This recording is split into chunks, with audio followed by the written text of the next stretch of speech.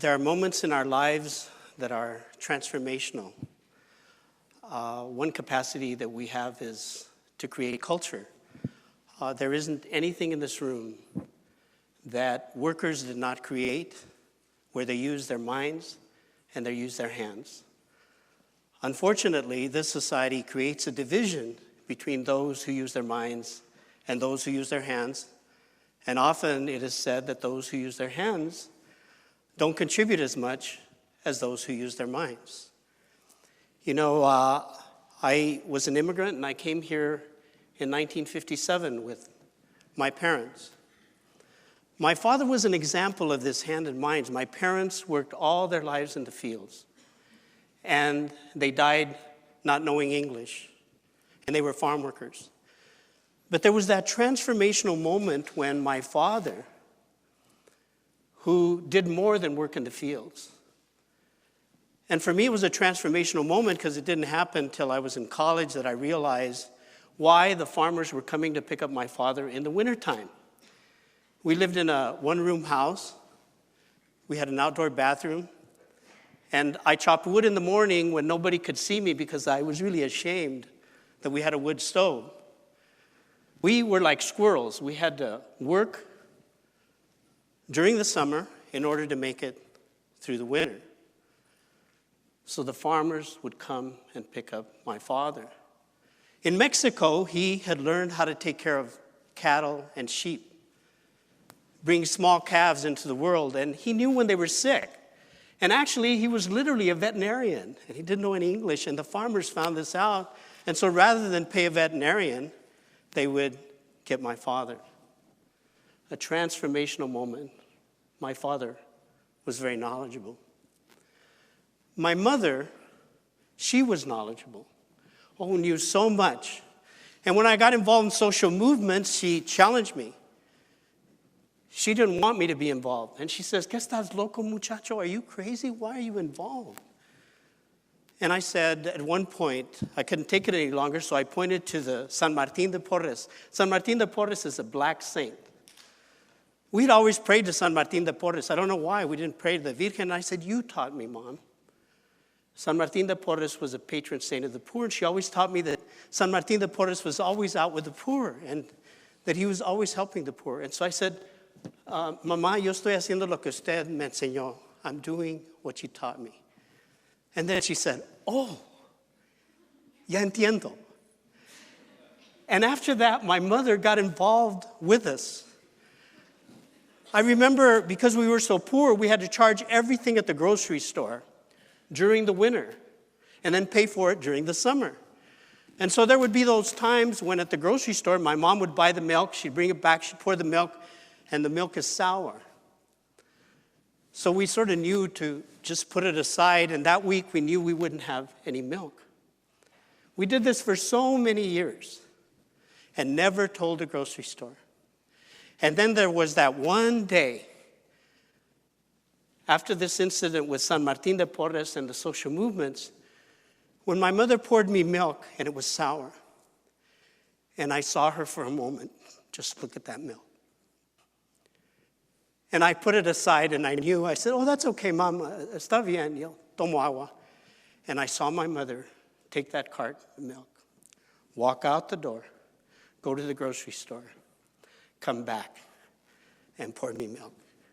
And then I knew the power of social movements and this transformational moment that was so important. I went to the University of Colorado thanks to the efforts of my parents. And in my senior year, I wrote a paper called The Rhetoric of the Chicano Movement. And I was inspired by Cesar Chavez. I read about the boycott of grapes in the fields. And I read about, this really got to my heart because one of the main demands was bathrooms in the fields. And this boycott began to work nationally. And why it got to me is because I remembered when I worked with my parents in the fields as a young child, and you needed to go to the bathroom, there's no bathroom, the women would form a circle so the women could go in the middle. And Cesar began to tell people nationally, you know where our farm workers go when they have to go to the bathroom, it's on that lettuce. It's on those grapes. So nobody was buying grapes. And I got angry, though, when I read, this is true, in 1969, the Defense Department, under the Nixon administration, bought 2.6 million tons. Later, it went to 10 tons. And you know where they put them? They put them on ships. And you know where they took them to? They took them to Vietnam. Close to 50% of those dying on the front line were black and Chicano. And then I began to question. I says, what kind of justice is this? Here we are fighting for justice abroad when the fathers of those sons who are dying on the front lines can't have bathrooms in the fields. And so on a whim, when I graduated, all I had was $57. I caught a bus, a Greyhound bus. From what I had read about Delano, I was going to arrive in Delano, and there would be the central headquarters of the farm workers. So I caught this bus, and I arrive in Delano, and books don't tell you everything. And I arrive at night. And there's no one there, and I'm lost. I go to a bar there against Chavez. A supporter finally tells me, go 3 miles out, and you will find the central headquarters. For a while, I thought he had lied, and he said, it will be dark, and you think you'll be lost. But keep going. You'll get there. So I kept going. Eventually, I arrived, and I see a light. There's a light. And there's Cesar Chavez speaking. And what he said that night changed the rest of my life, because I was trying to figure out what I was going to do. And he said, you know, the only thing in life for sure is death. And between now and when you die, the question is, how are you going to use your life? You can easily throw it away on drugs, on individualism, on selfishness, thinking that material things are going to bring you joy. But he said, but I can assure you that if you use your life in service to community, to empower others, when you get old, whatever you decide to be, whether it's a community organizer, a doctor, a teacher, a lawyer, when you look back on your life, I know that you will say it was very meaningful. That made me decide what I wanted to do. I stayed with the boycott. I stayed with the fast. I stayed with the picket for a while, but eventually I returned home to this little town of Alt, 1,000 people in Colorado in 1971. And I took my parents' garage, fixed it up, painted it red with a big huelga eagle on the side, put a door on it, and I started a school with 18 young children. I didn't want them to go through what I had to go through when I didn't know English in the first grade. And I used the method of Paulo Freire, the pedagogy of the press. I didn't have any money, but I knew that Paulo Freire said if you take people's words and give it back to them, it becomes powerful. In fact, they kicked him out of the country for that because it became revolutionary in Brazil. So what I did is I went to the store, I got cardboard boxes, I made big squares, and I would ask the children, I'd ask them, how was your day? Oh, muy malo. So I'd write malo on one side, bad on the other.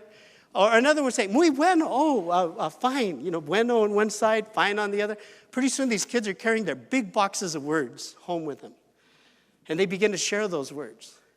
And they begin to become bilingual. And it was so powerful that the parents got organized and they went to the school board in Alt and they asked the school board for bilingual education. And the school board told them, if you want to be bilingual, why don't you go back to Mexico? Well, there were two young kids, Eddie Guerrero and Paul Flores, who got up a petition at the school for bilingual education. They were called into the principal's office and told, if you continue to pass out this petition, you're going to get kicked out of school. So I'm at the center one day, and here comes Eddie and Paul, and it's 10 in the morning. I said, Eddie, Paul, why aren't you in school? He said, they just kicked us out because we were passing out a petition. I was so upset. And again, we turned upset into something good. We organized the kids. We said, what are we going to do? And I had taught them well, right? Because I thought, we'll go picket the school. They said, no. Let's do like Cesar Chavez does, and let's march. Let's do a pilgrimage. We'll go from Little Alt all the way to Denver. That's 70 miles in the middle of winter. And I had a question about it, but ultimately, we did it. We started marching. We didn't have a parade permit. Highway Patrol stops us. I go and negotiate. We get a permit. And we begin to walk into every community, and as we walk into every community, we pick up people. I remember when we walked into the city of Fort Lupton. This is a farm worker community. We've walked 37 miles. We're hurting, really hurting. And we begin to see a light, again, a light. And there were, on both sides of the road, these farm workers were holding candles. And they were singing the song De Colores. De Colores is about rainbows, people of all colors coming together. It was something like, when I look back on it, it was something like a musical. And they had socks for us. They had hot chocolate for us. But the most transformational part was the next day when we all, hundreds of us, walked together to Denver, and we arrive again at night with a light. We didn't even know how we were going to get back. A priest got us a bus to return. We came back to our communities, organized walkouts in all the schools, and developed some of the best bilingual programs, bilingual teachers, principals, Chicano studies came out of those struggles. And brothers and sisters, those were transformational moments.